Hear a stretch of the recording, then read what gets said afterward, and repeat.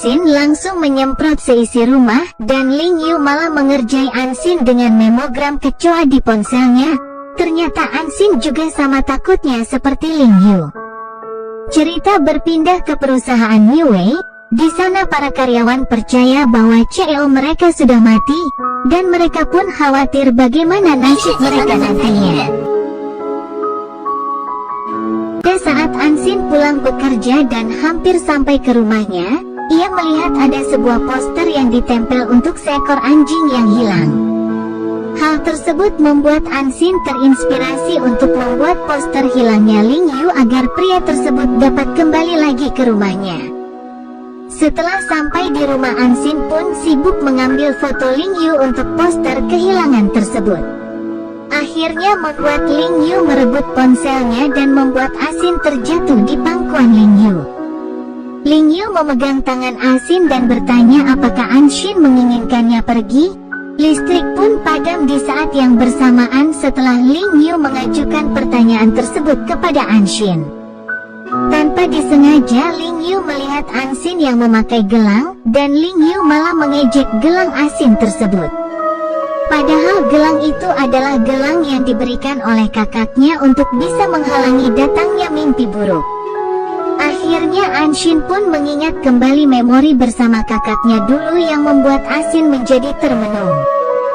Melihat Anxin termenung, Ling Yu lalu mencoba menghiburnya dengan bercerita bahwa ada raja tua dan 3 pangeran yang salah satu di antara pangeran tersebut akan menjadi pewaris tahta.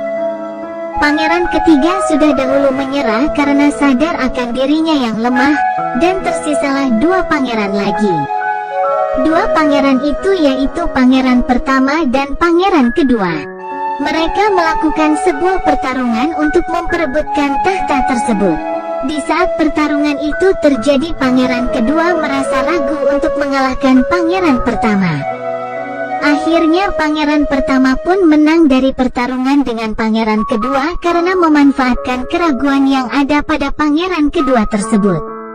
Pada saat Ling Yu menceritakan kisah tersebut, ia juga mengatakan bahwa pangeran kedua ini adalah seorang anak angkat. Lalu Ling Yu juga mengatakan bahwa dia pun sama seperti pangeran kedua, yaitu seorang anak angkat.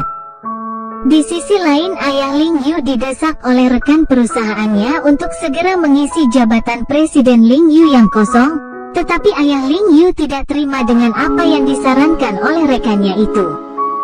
Karena ia mengatakan bahwa hidup dan mati anaknya sendiri pun belum jelas.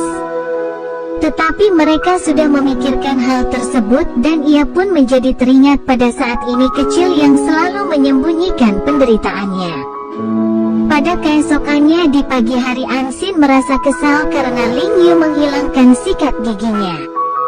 Di saat yang bersamaan, Yoyu sahabat Anxin menelepon karena ingin berkunjung ke rumahnya. Dan Anxin pun langsung melarangnya berkunjung karena keberadaan Ling Yu di rumahnya. Anxin pun pergi bekerja seperti biasa, ketika Anxin sedang mengantarkan barang di suatu tempat. Ia tampak disengaja berpapasan dengan Xin Er, teman lama Anxin yang langsung menawarkannya sebuah pekerjaan, tetapi Anxin menolaknya dengan cara yang baik.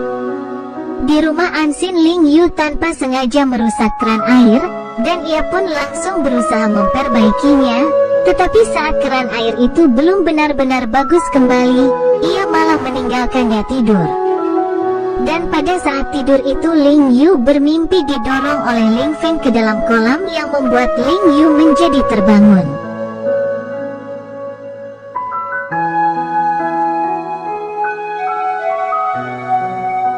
Sesampainya Anxin di rumah, ia sangat murka melihat rumahnya banjir. Tetapi di sisi lain, Ling Yu sangat ketakutan karena mengingat kejadian yang ada di mimpinya tersebut. Di saat Anxin melihat kondisi Ling Yu seperti itu, akhirnya Anxin langsung mengambil headset dan memasangkannya ke Ling Yu untuk membuatnya lebih merasa tenang. Anxin pun beranjak untuk mematikan keran air dan menghitung total kerusakannya. Lanjut ke part selanjutnya, tetap di Snack Video.